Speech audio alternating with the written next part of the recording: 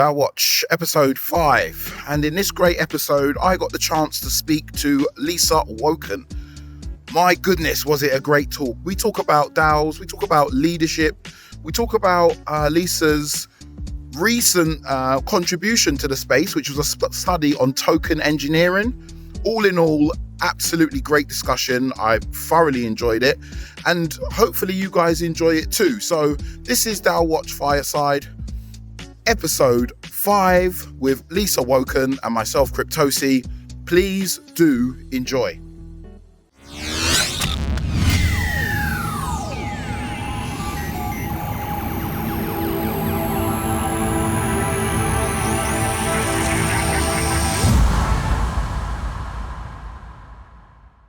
Hello and welcome to DAO Watch Fireside, episode 5.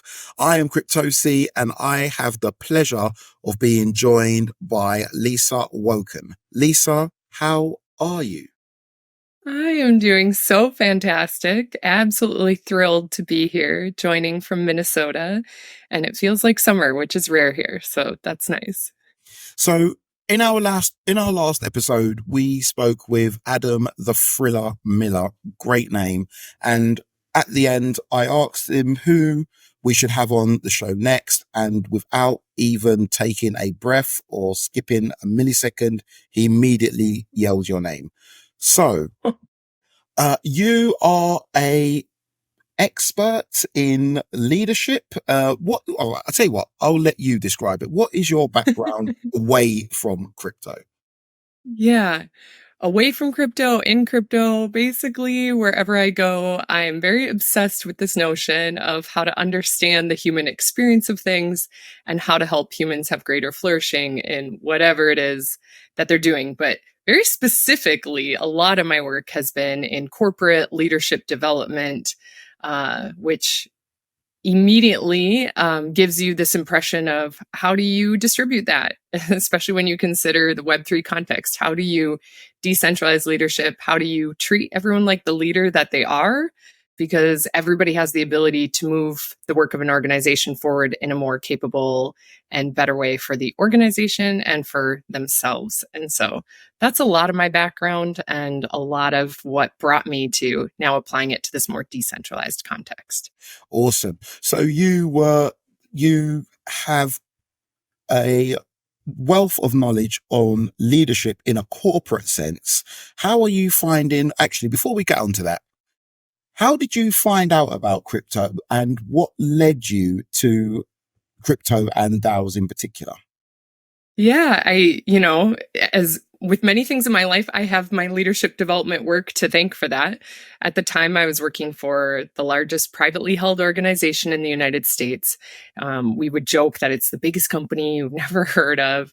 And yet at the same time, one of the things we knew and we were charged with, I was owning the leadership development portfolio there, was how do you peek around the corner to the future and see, based on the enterprise or organizational strategy, what are the leadership capabilities that we need in order to be prepared for and advance the work into the future?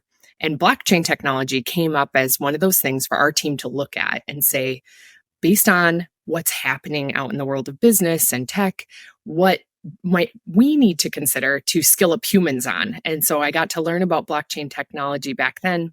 However, I will say at the time, it was really situated in the resources I was reviewing in this context of supply chain transparency. So it seemed related, but maybe not applicable to all leaders across the organization. And what was really interesting about that is that was back like 2017, 2018. Then when 2021 came along, got a little bit more curious about it like everybody else. We had time on our hands and we're looking for things to learn about and do, and started investing a little bit more into crypto, as well as had a friend who was mining helium. And so he actually installed a helium antenna on my roof. So I have my lovely little helium antenna, and started realizing, wait, this has nothing to do with, transparency across the supply chain. This is really about taking a model that already exists, but then putting it into this decentralized frame of ownership. And gosh, that's what blockchain really enables. And you could really do that with just about anything. And then after that, there was the whole Beeple auction and NFT boom, and all those things got really huge. And by the end of 2021, I was one of the founding members of TalentDAO and getting more into the space where I was like, this is the sweet spot where people meet this whole Web3 blockchain technology in an organizational context. That's where I can really lend my skills, my expertise, and my strengths. Awesome. So this is actually your first time round. So you've had one bull market, one bear market, and this is your first complete rotation around the halving sun. Yeah. And, your listeners and watchers can do the math. I mean, I came in at the worst possible time, got really into it in 2021, lost a ton of money, really felt the bear much more than the bull. And yet also always saw the potential of blockchain from the get-go, just realizing how powerful it is. It's a staying power. It's not a trend.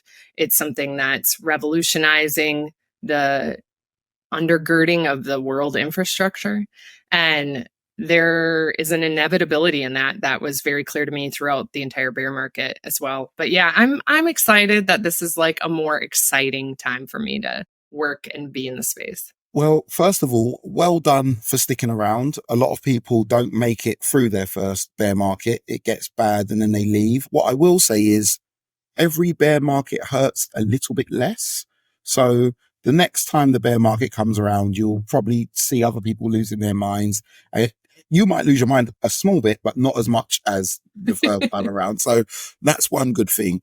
You mentioned TalentDAO, and I am very, very eager to discuss TalentDAO. Could you tell us what TalentDAO is and what value does it provide?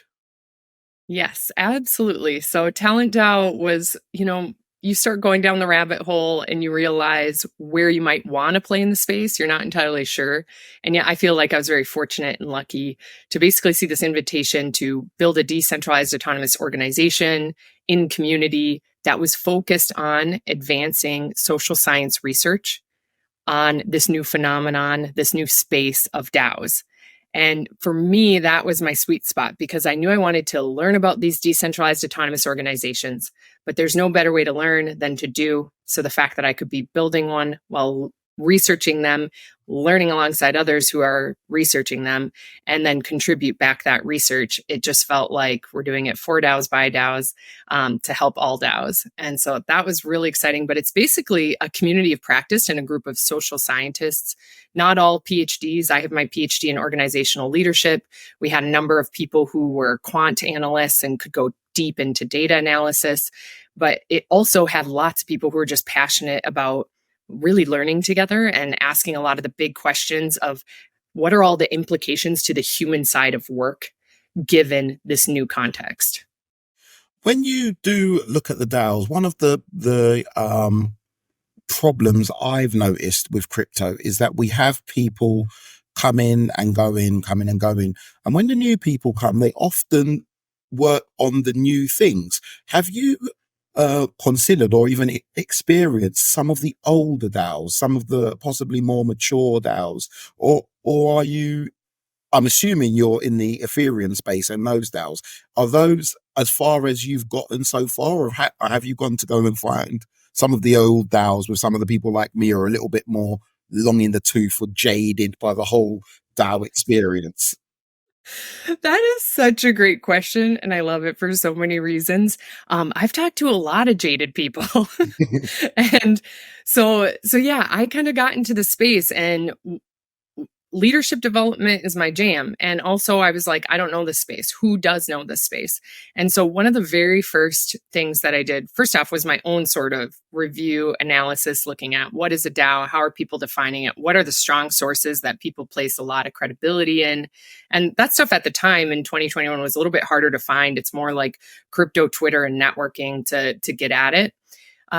And yet what became very clear was, okay, so there's a lot we can learn from the past. So me and a partner of mine from TalentDAO, we did a giant literature review on what can we learn from past research on decentralized, distributed, and collective leadership models and apply it to the space. And that's still theoretical because this is a totally new space and there's people like you who have been in it for quite a while. And so we knew we needed to do direct research. And so I spent about 6 months interviewing 23 different leaders of these DAOs, like some of the people like Raid Guild who are responsible for some of the earlier DAOs, even pre-Raid Guild. And I think a lot of what we were trying to do was to get at who are the OGs like Makerspace or not Makerspace, Maker, and all these different spaces that really allowed us to get a sense of, okay, what has been the history in this area? Who are the people that have really, built the first coordination and voting tools and places where DAOs started coordinating together. The people that were around for the DAO that invested and, remember that feeling. The people who tried launching DAOs in 2017 and said nobody wanted to even hear the word because it was such a crappy time shaded by the buckling of the DAO.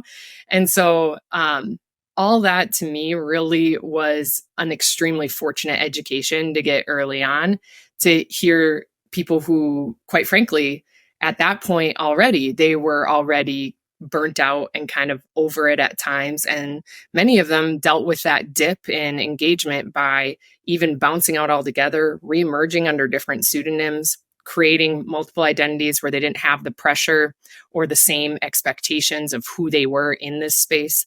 And I think people have dealt with it in lots of different ways, even sabbaticals of just stepping out and disconnecting altogether. So it's been interesting to see how this space has affected the humans that originated it, created it, and are still evolving it. Leadership in itself, I struggle sometimes with leadership. A lot of the people who have come to crypto have come because they struggle with leadership, or they struggle with traditional hierarchy or traditional corporations. Do you feel that leadership and decentralization are somewhat at odds, somewhat contradictory, and I guess, how do you make the two things coexist? How can you have leadership in a place where we're supposed to be trustless and sovereign effectively? Yeah. And if I can ask, just even based on the last question, given your tenure in this space, what has your impression been like of leadership within DAOs, and or how you just personally make sense of it? I think that for me, I think that with DAOs, leadership's quite tough because you have mavericks, you have loosely set tasks or loosely set missions by different projects. So different projects are trying to do different things, but that means very different things to very different people. And then we've got, I think, a real problem with using legacy ways to instill authority in people. So a lot of the time people will get authority because they look or they sound the right way.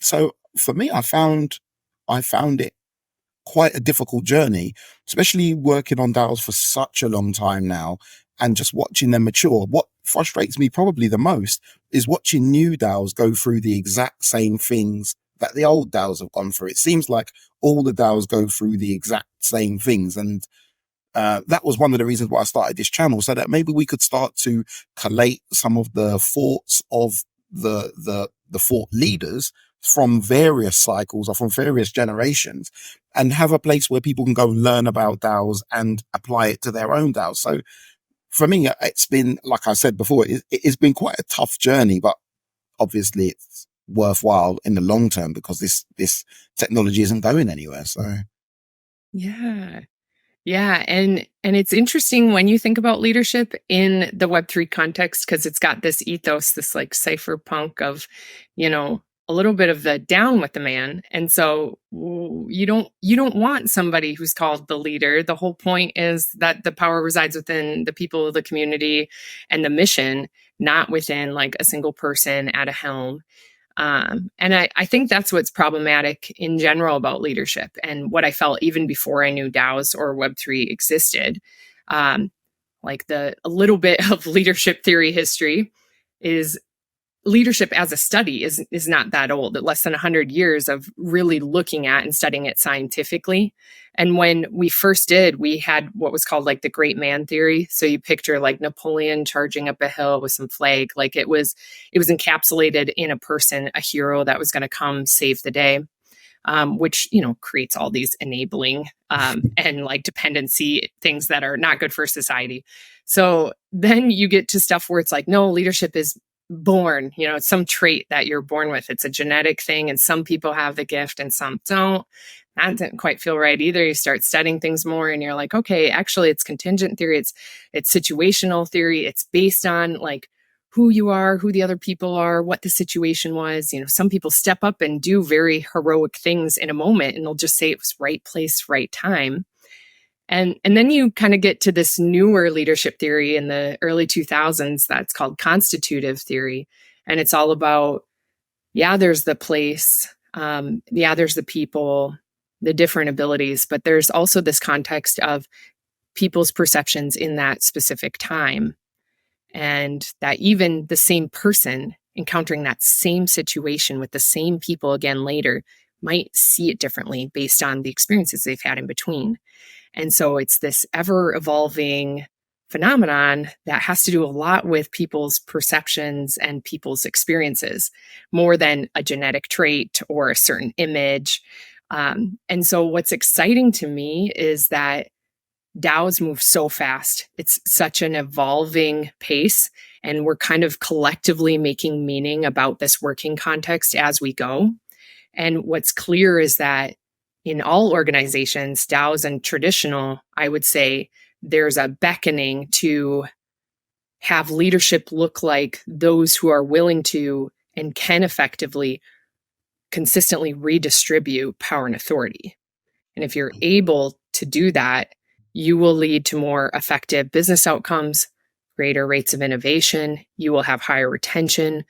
You will see decrease in turnover rates. You will have a much more viable advantage in the current workplace market if you can have people flock to the work that you're proposing and you can communicate the purpose of that and it's people genuinely interested and engaged to move that work forward versus what we've had in the past of more command control and what people often associate with leadership in organizations, which is strong hierarchies. Yeah. And hierarchy is not bad. It's just a form of organization. Sometimes it lends a lot of clarity, and yet it's not always the most engaging force. And so DAOs, I think, unlock a lot of the potential that traditional organizations try to, but effectively don't have a structure to be able to. And yet DAOs also do not serve themselves at all by almost kidding themselves that there's not leaders, we're leaderless, or this idea that the people side isn't still driving a lot of what happens inside their DAO. And so you look across all the definitions of all these theories of leadership over time, all the stuff that's been scientifically documented, and the one word that's synonymous with leadership is influence. Right. And that is still absolutely true in a DAO context as well. And we know it. And it's better that we know it and we shape it than we let it emerge organically and take its own path. There are two questions that have come to mind after that. First of all, thank you. That was a wonderful answer. There are two questions that have come to mind. The first one is that you didn't use the word delegation, but are you kind of saying that a good leader, I use the word good loosely, but maybe a more efficient leader, a more effective leader is a leader who is good at delegating, who is good at giving these tasks and this responsibility to others as they join the mission to do whatever it is the DAO is aiming to do? Yeah, I mean, it's the exciting part and also the confusing part about DAOs today is I think DAOs actually have the ability for us to reimagine even the question you're asking. Because in traditional organizations, leaders are still the ones that do filter the opportunities. So yes, in traditional organizations, in my mind, the effective leaders are the ones who can effectively delegate. They're not just dumping because they don't have enough time to do the tasks. They're effectively thinking through who's well fit to move this work forward, how might it develop and grow them, and they can then filter and move that work to delegate it to others on their team. However, that still means that that leader in the traditional organization is a stopgap. I mean, they are like, you hate to say it, but they are the point of failure in organizations. And what's amazing about DAOs is that they have the ability to, move the Lego blocks around and maybe play a different game altogether. What I haven't seen done super effectively is we have all these models for flatter organizations like Holacracy and stuff that give really good guidebooks that people can use. But I haven't quite seen that in a way that tends to inspire some of the same action that you hear people from traditional organizations talk about of, I felt inspired to move this work forward. I felt this strong sense of agency. I felt like I belonged. People believed in me. It's not that that doesn't exist in the flatter organizations. It's just a lot of what we've seen is over time, those have a harder time sustaining a strong momentum. And so then it becomes, okay, what are we missing? Like there's got to be a way to harness all that's working really well in this more distributed version of leadership and all that we see that can help clarify and catalyze movement in traditional organizations, which is why many of them still use hierarchy and also why most DAOs start that way. And so we know this, but I feel like we're on the cusp of continuing to experiment and eventually using the tech in ways that right now are maybe just beyond our imaginational grasp to get to these greater levels of really, truly effective coordination and leadership where people see their role, they can step into that leadership, they can move work forward, but it's not in this silo of feeling like you're a bunch of independents that don't rely on each other. I've got two questions, and I'm really struggling to decide which one to ask first. Okay, I'm going to ask the shorter one of the two first. You mentioned earlier about timing with leadership. What the sense I got from that was perhaps that leadership has trends. And I know that for myself, perhaps I spend too long on Twitter at the moment, but it seems to me like the ultimate leaders, like the top politicians or the top business people, they all seem to have this strong man image, which is kind of like we're right, you're wrong, we're clever, you're stupid, we hate the other guys, and all those sorts of things. That seems to be the trend at the moment. And does leadership have trends in the sense that because we are in that strongman, I don't know how long these cycles last, that DAOs are currently, I shouldn't say suffering from, but also influenced by that form of leadership? And if so, are there ways to mitigate that? Are there ways to make that not as much of the case as it is? Because that strongman ideal kind of goes against the crypto ideals in its own way. Yeah, that is such a valid point. People should talk about that a lot more. I definitely feel like there is that. There's a lot of fluffing of the feathers. I don't know how else to nicely say it.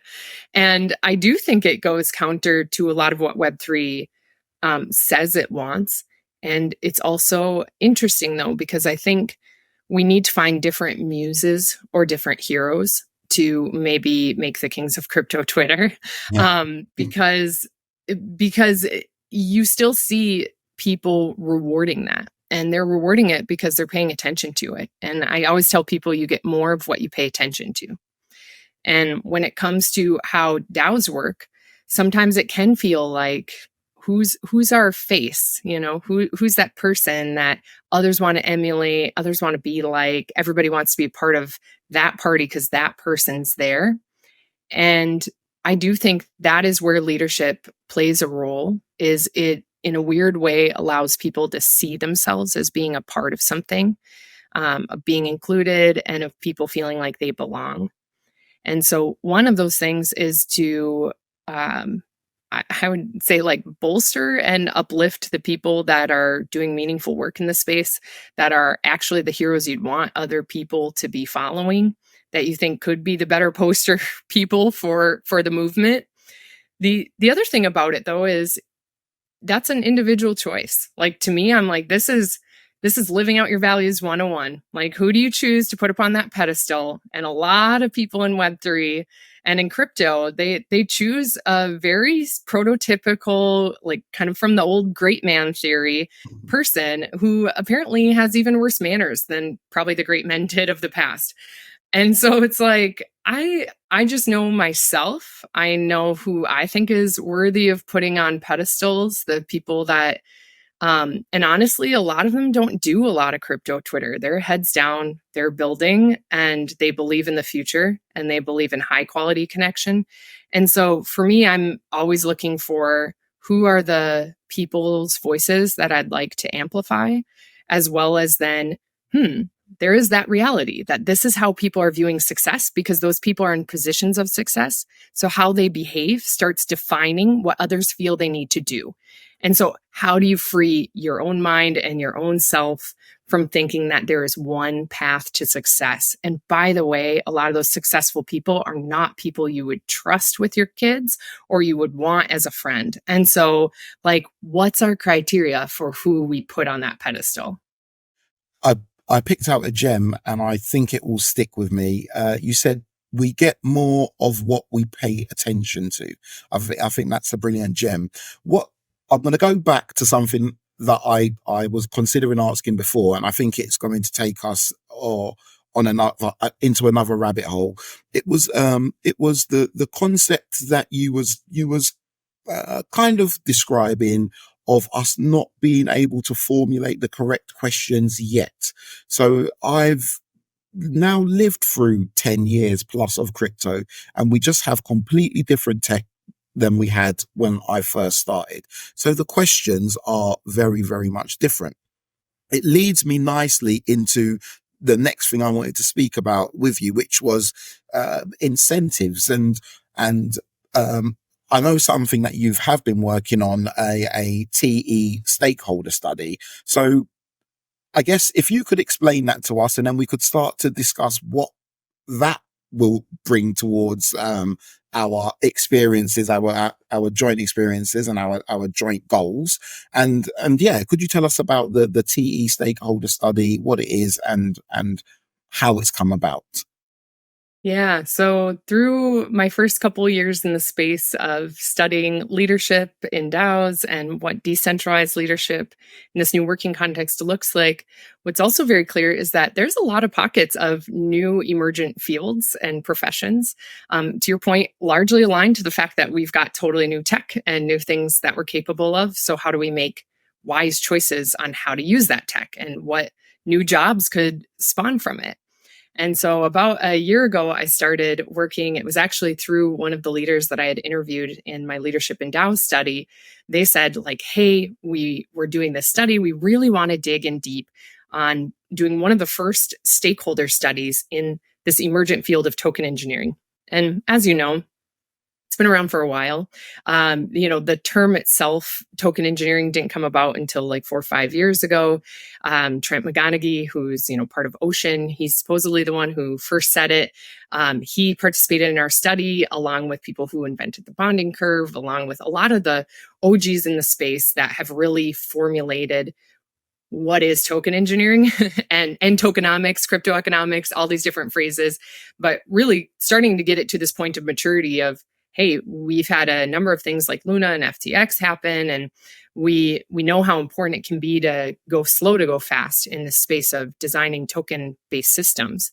And we also need to do a better job educating people that crypto isn't just about the economic side, that really what people often don't realize is, yes, it's revolutionary for humanity that any human can now create money and exchange it with people in a cryptographically secure way. That's amazing. And it's so much more than that.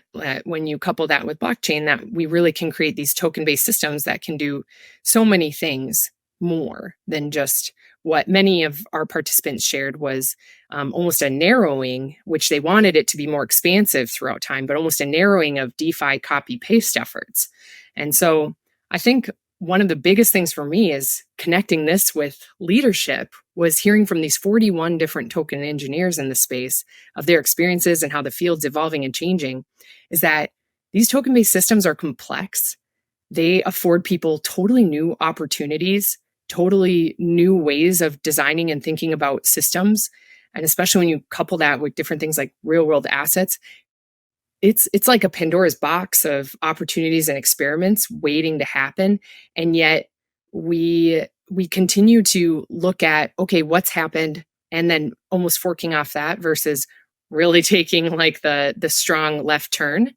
And I think there's a lot to be had there to say, like, how are we leading, truly leading in this space, not just following the early days, but really applying our best creative efforts, our most interesting influences as we get new entrants into the space to shape what it could look like and what it has the potential to be beyond just what the originators have created. Awesome. Right. I want to move on, change gears completely. DAOs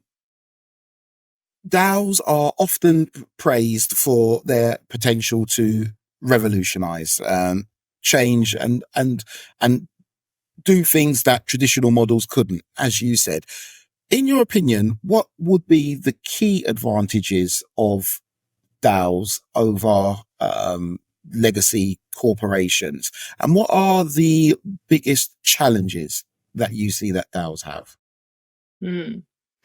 Yeah, such a great question. I feel like it evolves as DAOs get better, or I hear of other examples where I thought something was going to go well and apparently it's not going well. So I would still say, hey, if you're a part of a DAO out there, don't forget the people side, because that's kind of making or breaking a lot of people's DAO experiences.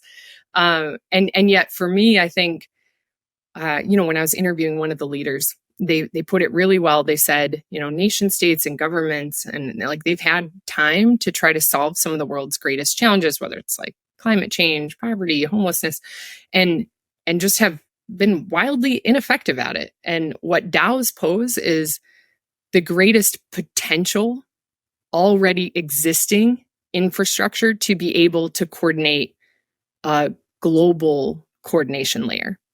And that to me is like the potential, the excitement, what I live for, what wakes me up in the morning, what drives me to contribute in this space is I really, really feel that and believe that.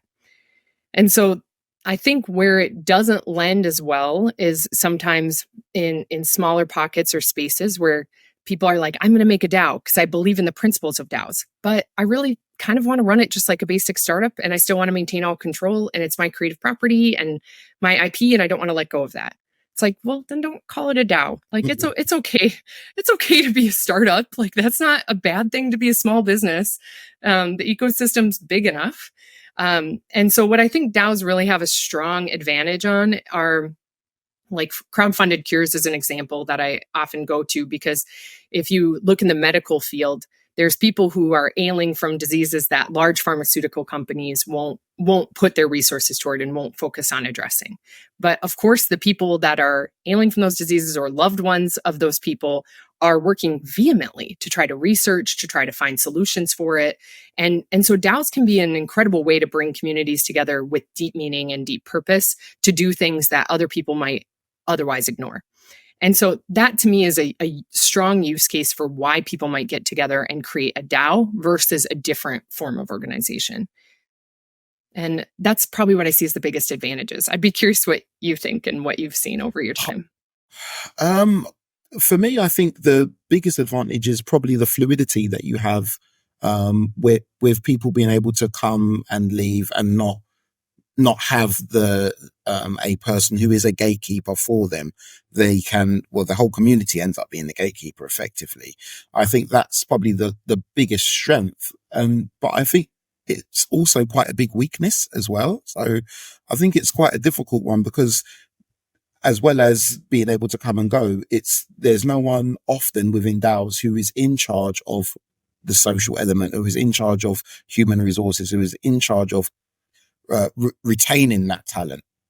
So I think DAOs, they are quite naive or maybe quite immature at times, and they let good people go. I've seen a lot of good people go for a DAO quicker than they would go for a normal corporation. In a regular corporation, you might get burnt out. Someone will come to you and say, okay, well, here's more money, or here's a new job to do, or here's something to incentivize you. With DAOs, I think sometimes we are a little bit laissez-faire with people's emotions. I think that's probably our biggest weakness.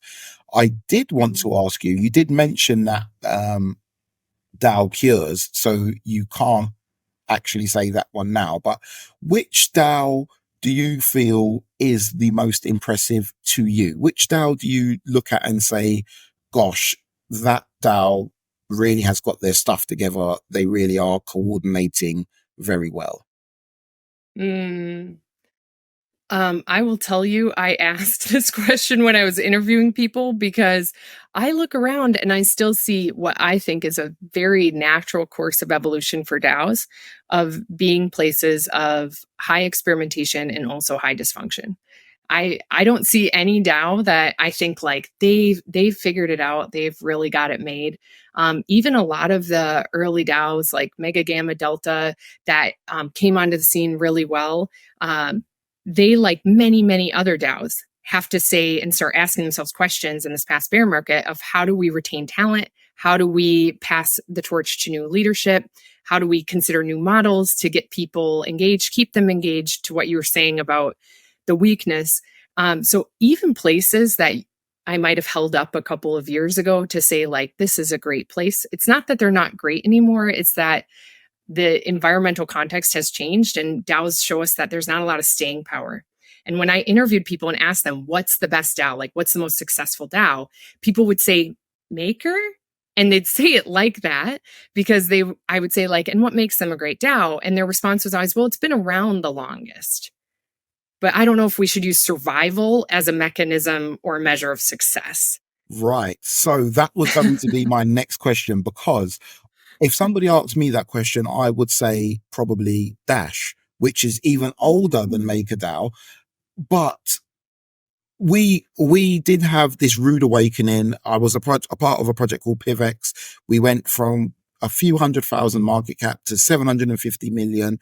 And genuinely, I thought, like, we have achieved, we've done it, we've won, this is it. And then we went tumbling back down. And then we kind of realized that winning wasn't market cap. So what is winning for a DAO? What is, what metrics can we use to quantify if a DAO is successful or not? To me, a lot of it comes back to, so the starting block for any organization's existence is what is your purpose? Like, what is your purpose? What is your mission? One of the things that I loved that TalentDAO did is there was two kind of very early stage people who came up with an idea. And then there was the first fast followers, and we reimagined a manifest together. And I think what's powerful about that is you have a group of people creating like your manifesto. The other thing that you need to do, so you have your goal, and then it's what's my role in that. And to me, one of the things that you have a lot of DAOs that have big purposes, but then what does it mean to actually move the work of that purpose forward? And that's where I think I go a little traditional in my mindset of putting on a business hat and saying, like, what are you doing for people? Like, what product, what service do you actually have?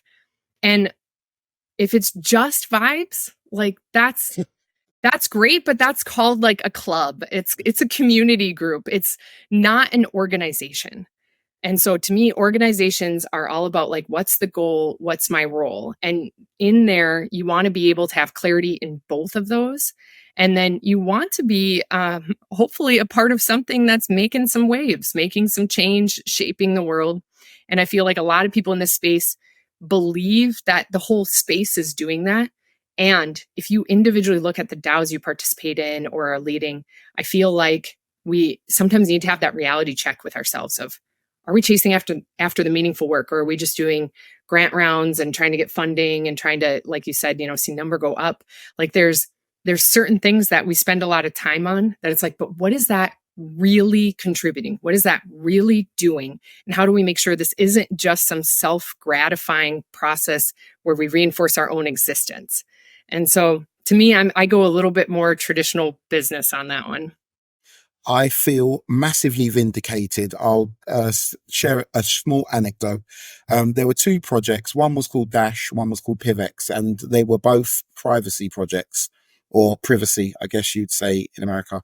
And Dash ran into the problem with regulators, and the exchanges started to delist them, and the DAO members started to get a little bit nervous, and some guy came in and he changed the whole plan. He said, all right, we're not going to do privacy anymore.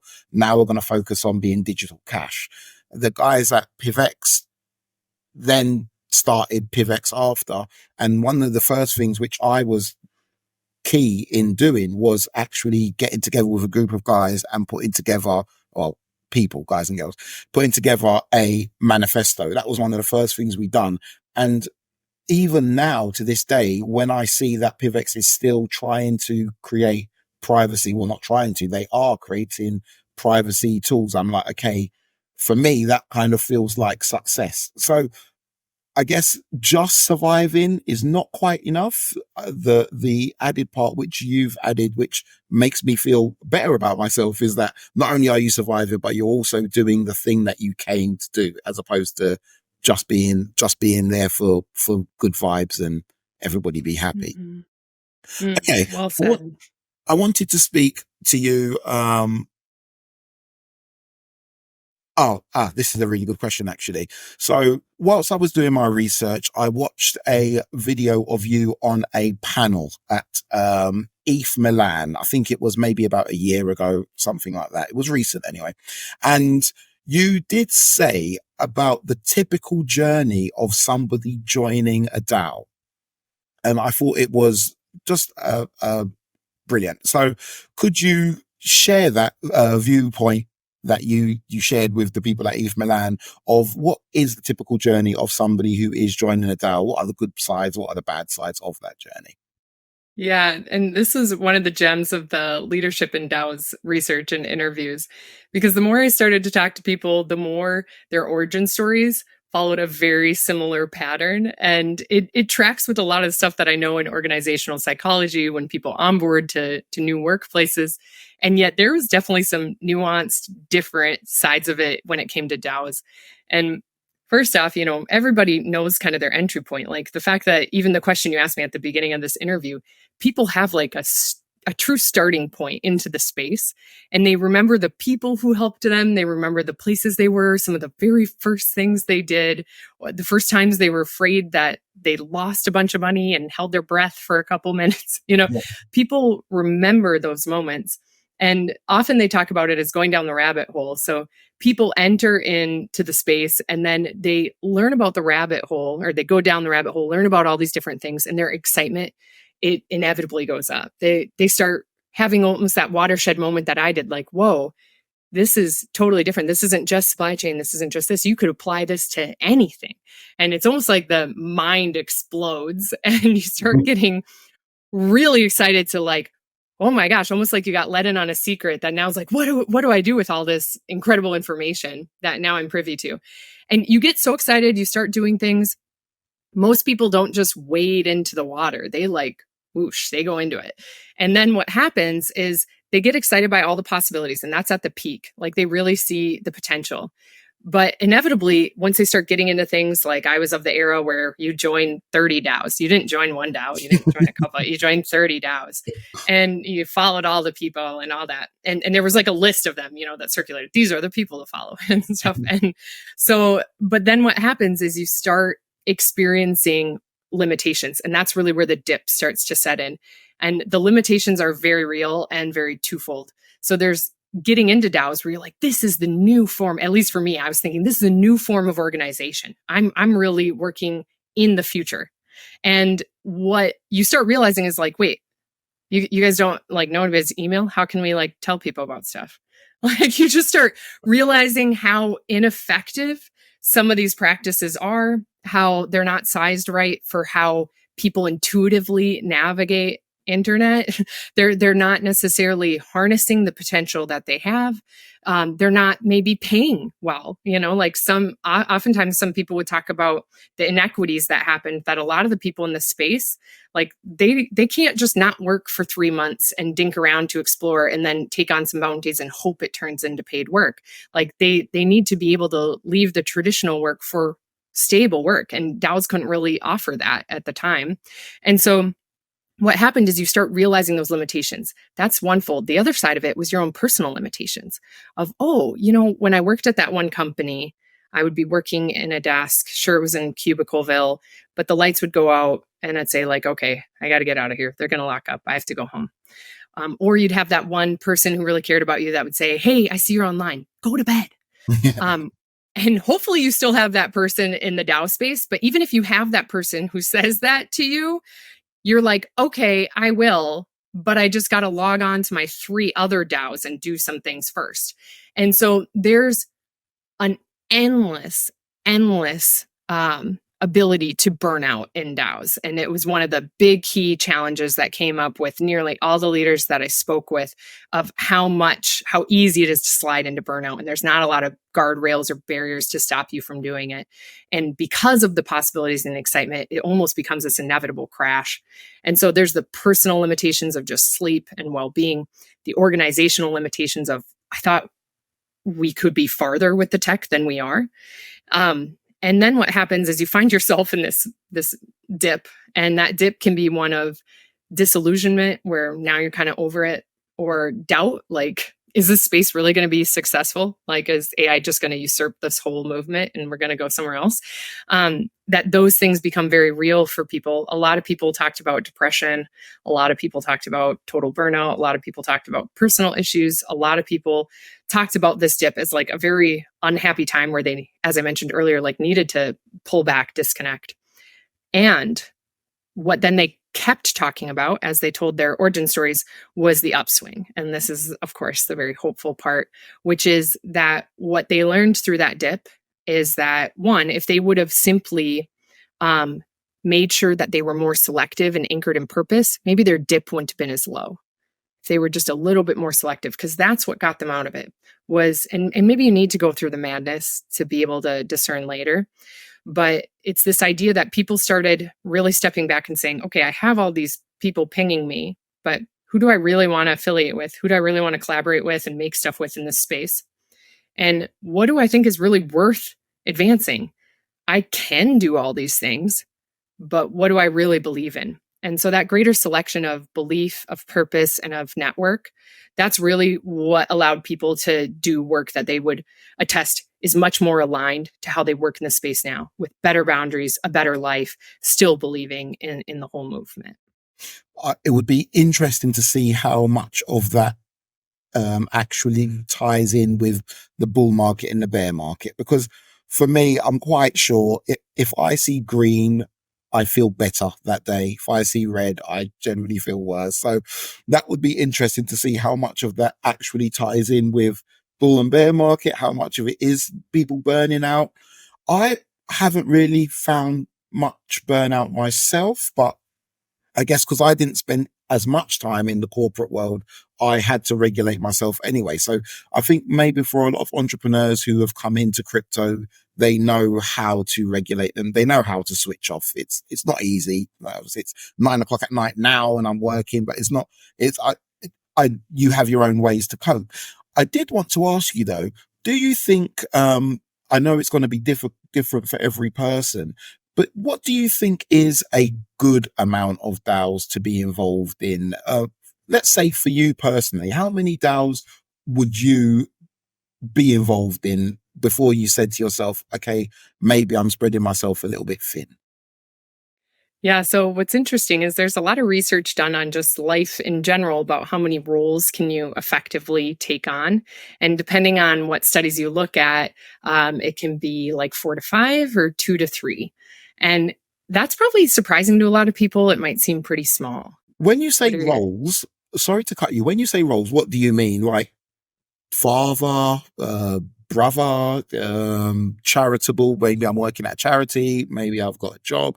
What are those the type of roles you mean? Yeah, like very effective at roles that you play in society. So worker, family member, and it might be like, maybe it's not too taxing to be a father, a brother, and a son simultaneously, right? Yeah. Like that, but to be a family member, to work at one organization, to be a volunteer here.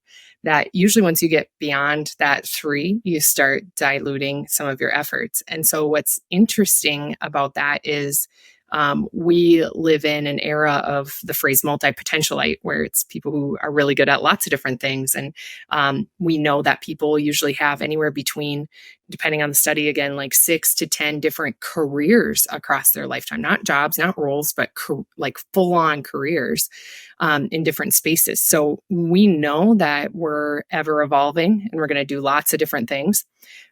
And yet for me, I train a lot on prioritization and pruning and how to live a more essentialist life. And so what I know is really effective for leaders and what I believe is effective for my life with DAOs is that maybe I have one main DAO. Like you'll notice the research studies I talked about, each one of these is like a year long, going in depth on focusing on one phenomenon and studying it really deeply. I am a big fan of quality over quantity. And yet I also, like I said, I joined 30 DAOs when I started because it's almost like I need to go into the weeds so I know what to prune and pluck out.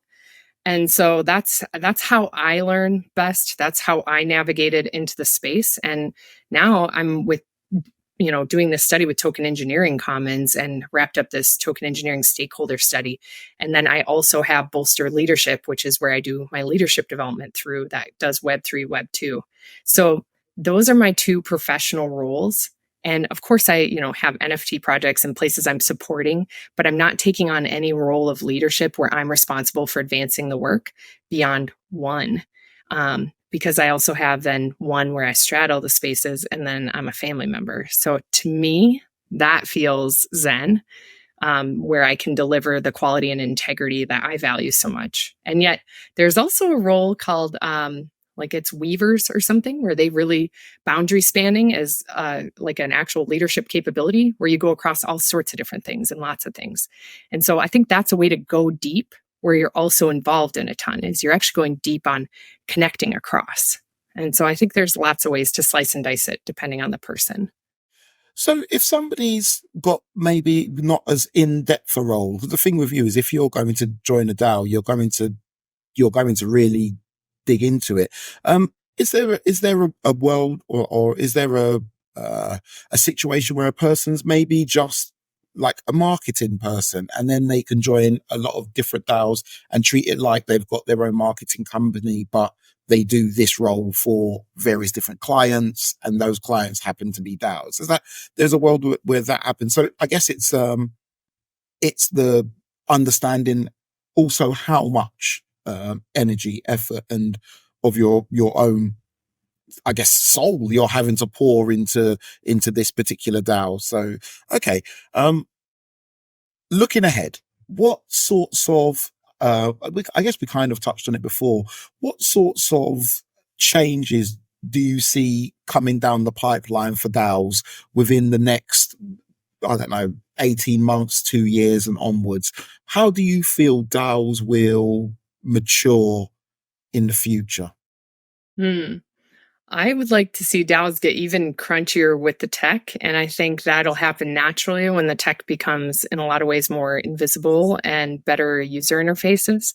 I think we already see that. Like when I was at ETH Denver, they were talking about the digital backpack. I'm forgetting who was talking about it, but basically where your data, is in your backpack and you just go dump it out depending on what organization you're at. And the example is like you go into like the dentist and you have to fill out all the things about yourself. Then you go into the doctor, you have to fill out all the things about yourself and how great it would be if you just have that there.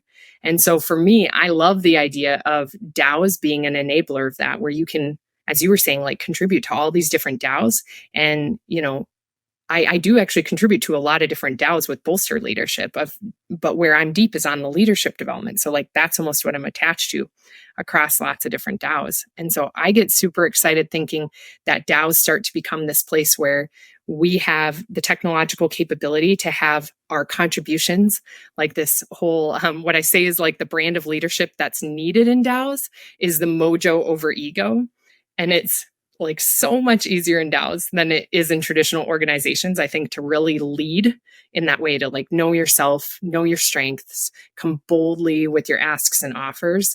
And I see the future of DAOs being ripe for that environment where the tech actually enables us to do that, where we don't have to input stuff into our organization's skills inventory sheet, but where we navigate the space of DAOs and where that stuff is uploaded to wherever we choose to do it. And people have this inventory to know exactly how to use the skills across the members within the DAO, and that stuff's right there, easy functioning dashboard style for them to be able to enact. And maybe it's not even us enacting it. Maybe it's like an AI bot assigning it.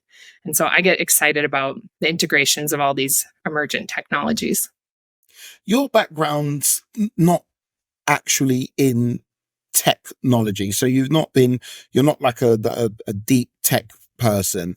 How did you find the user experience of joining DAOs when you first joined, and have you noticed a progression in that over the time you've been in the industry, or does it still seem alien to you, this concept of having your own private keys and pseudo anonymity and all these sorts of things? What's the experience been like for you? Yeah, I will say I am not like a tech background person at all. And I am also a very curious, interested in lots of things person. So it's not intimidating to me. I'm not going to shy away from it. But it definitely was like, I don't have coding experience. I don't know how to, like, I don't have a GitHub account. And so getting into the space was really interesting. Very clunky. Felt like I was sometimes pressing buttons that maybe I shouldn't, where I'm like, am I going to lose all my money? Am I getting scammed? So that was a, probably daily occurrence for me. Also working at TalentDAO, like setting up the multi-sig and signing off on transactions, but not understanding what the regulatory environment looked like and knowing that there would be stuff permanently on chain. That's a real concern that I think got elevated a lot more during this past bear market and probably why a lot of people aren't signing up for 30 DAOs at once is they understand a little bit about risk and exposure and knowing that we need appropriate regulations so that way we can open up the floodgates and let all the people in. And so for me, I think I was very aware that I was taking on a lot of risk, which I feel quite comfortable with that aspect of it. But the tech was for sure clunky. Like my MetaMask wallet and flipping from like getting paid on Gnosis chain to bridging it over and what swap to use to bridge it. All that sort of stuff felt like, thank God I have people in my life that I trust and people in my network that I met in person, that I went to lots of conferences and feel like I know this person is not screwing me over by telling me to do this. And that, I think, again, was leaning on the people side to navigate the very crunchy tech. And I'll say, like, seeing some of going from MetaMask, which I still use as one of my primary wallets, it's like going from that to now some of the newer wallets, or looking at what Coinbase is doing where you can just open an account and then it almost like just notches you into a Web3 wallet. I think some of those things are exactly what the space needs, is easier, less intimidating entrance where you find yourself in Web3 and you didn't even know you got there. So I get excited about that for the future. The UX has come a long way in just the short time that I've been here, and I'm wildly excited to see where it goes in even the next 2 years, especially with bull run energy. I think a lot of innovation and really cool stuff is going to come out. Lisa, I'm conscious of the time. I did promise you that I would wrap up within the hour, and somehow we have almost managed it. Tell us, where can people go to find out more about you and the things that you are working on right now? Yes, you can connect with me on socials like Telegram, like Farcaster, X, as well as the lovely Discord if you want, but I tend to do work in Discord. The other ones are probably better to connect with me, and I'm just at Lisa Wocken. And then on all the socials, you'll find me that way. And then also lisawocken.com. And I'm always open to DMs and interested in collaborating with amazing people in the space. Right. Before you go, there's a question that I always like to ask my guests. And the question is, who shall we have on DAO Watch Fireside next and why? Ooh, I love this question. I think it's, especially when you mentioned Adam mentioned me, I felt so honored. So great. I have to mention with deep excitement, Livia Deschemeier. She was one of my fellow researchers on the token engineering study, but even more impressive than that is she's just an incredible human being that's been in the space and a part of a lot of the ICOs of 2017, 2018. She's just one of the most strongest culture creators that I've come across in my entire time in the Web3 ecosystem. And a lot of people who know her work, especially her work at Common Stack, her work with the Praise tool, a lot of stuff that people really love in the DAO space where it's science meets art, work meets heart. That's like her in a nutshell. Awesome. Okay. Well, I will hopefully either get you to actually spell that name because I've got no chance of managing that. Is there any other questions I had for you? We got 3 or favorite DAOs. Just before I let you go, it's literally 10 seconds to 1 hour. Is there anything else you wanted to say about DAOs, or any other message you wanted to give, any other work you wanted to plug, or anything else you wanted to say before I let you go and continue your marvelous work? Yeah. Well, I know we're at time, but one question I have for you is, what is your hope for leadership in DAOs in the future? I hope that we find a way to stand on the shoulders of the people who come before us. So I was quite excited to hear that you had interviewed a lot of the people who had made DAOs from before.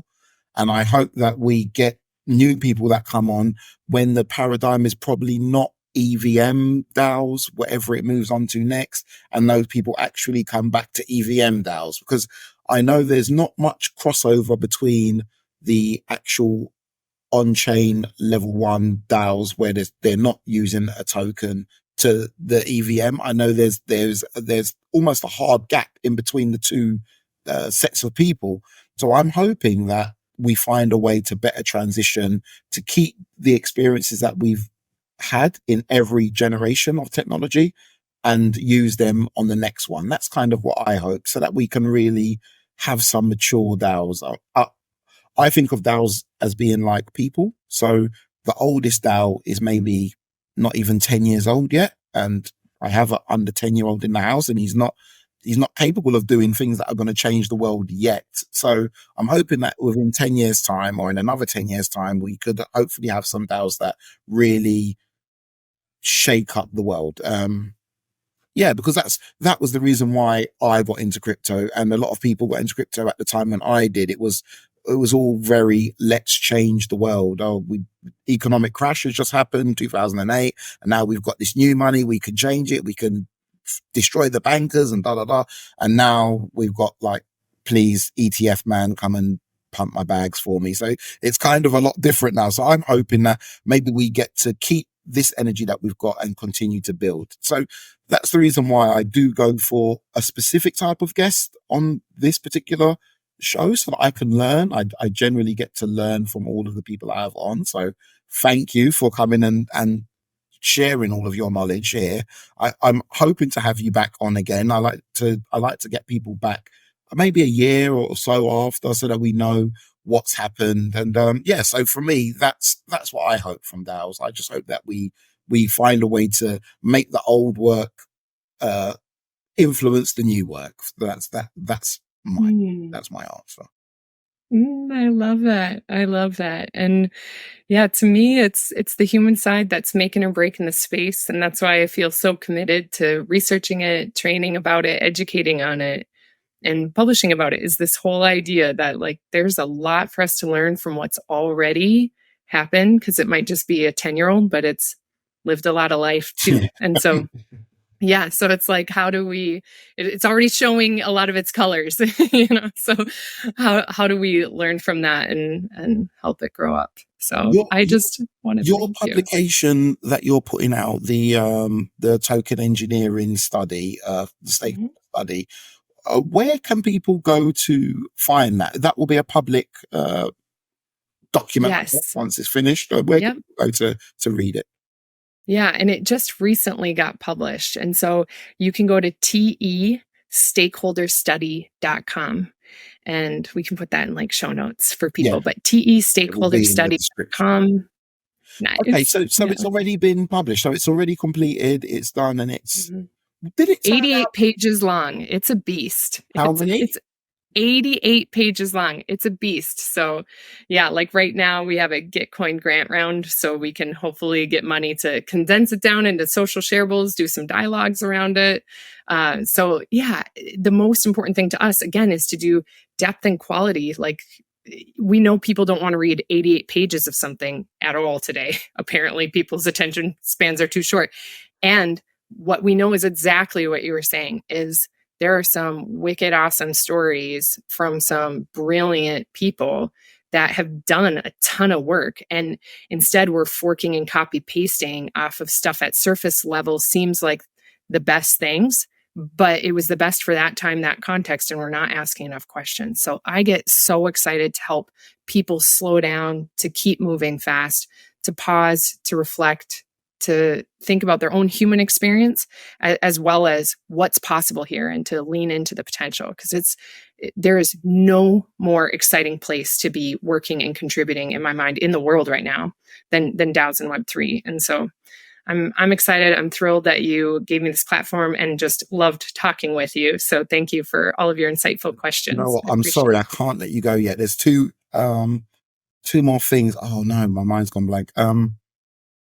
Right. Oh, first one was, do get a GitHub account, do get one. And when you're working on these DAOs and these guys are doing all this code and then tapping away, try to add some of your stuff to the GitHub, so that when the people do fork it, they do get some of that, which does actually count. It may not be code, but sometimes, I guess, with the project, you end up with some things that aren't code. Sometimes people put in graphical assets like the logo and all that kind of stuff, the brand guide. They might put that in with the GitHub. It might be an idea for you to put some of your experiences, or maybe not musings, but strategies that you've carried out within a particular DAO for leadership, so that when someone does fork it, they've got possibly a model of what actually made this DAO great. Because sometimes it's the code, but it's never just the code. And that was the one thing. The second thing was actually a question. I'm sorry, but when you started the token engineering study, did you have an idea of how it would what the results would be? I don't want to say results, but how it would turn out. And did it turn out the way you expected it to, or was it very surprising? If it was, could you give us a spoiler and tell us what was the most surprising thing that you found out whilst conducting? Ooh. Okay. Yes. So first off, I have to plug Livia again, because when you interview her, she will be a fountain of resources and insights on this as well. And yet what I can tell you is that it started with Livia. She was working in Token Engineering Commons. She saw like a need to pull things together. She was one of the people that I had interviewed as a leader. Like I said, she's like a culture creator master. And one of the things that she did was she said, hey, what you did with leadership and DAO study, that's exactly what we're aiming to do, is do this landscape, like stakeholder survey, interviews of these people in the token engineering space. The space needs it. We want more credibility, not for Token Engineering Commons, for Web3 in general, because the headlines. The headlines are all like the more casino side of it, and that we're like firing loose and hot. And it's like, no, there's some real solid work being done here with world-class talent, and that doesn't get highlighted enough. And so one of the things that we really set out to do was in conjunction with people in Token Engineering Commons, looked at people from all over the world who's really led in the space, had an impact, had an influence, and is devoted to it and working hard to advance it, really building in the space, and has already maybe had seen significant impact. And so that's where the list of the 41 people came from. What happened was we had this overarching question, like many people, researchers do in new areas, like emergent spaces, is just a guiding question to study what and how this new thing is happening. So it was, what is token engineering? And yet within that, we looked at the practices, the needs, and the challenges of people in this space. And so that was how we were trying to get a sense of it. And we had some idea, but to be totally honest, the reason we wanted to study it is because we didn't have a clear idea, because so many people use tokenomics to mean like they created a token, or maybe they just created a pie chart for their DAO's treasury and they're calling themselves a tokenomics expert. So we're like, okay, what's this actually mean? People use crypto economics. You have crypto economic days, where people talk about all these different things.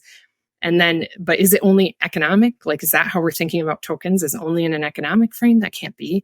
But engineering has all these connotations of safety and ethics, which is great for the space, but also with that feels like it's saddled with slowness. And, a lot of the money in the space is like ship yesterday. And so I think one of the biggest surprises for us was that there is a lot of diversity, but there's also a lot of coalescing happening almost what we would consider too early. That there's people who, like I mentioned earlier, are kind of on this like DeFi protocol wavelength, when there's this whole expansive spectrum that could be explored much more deeply.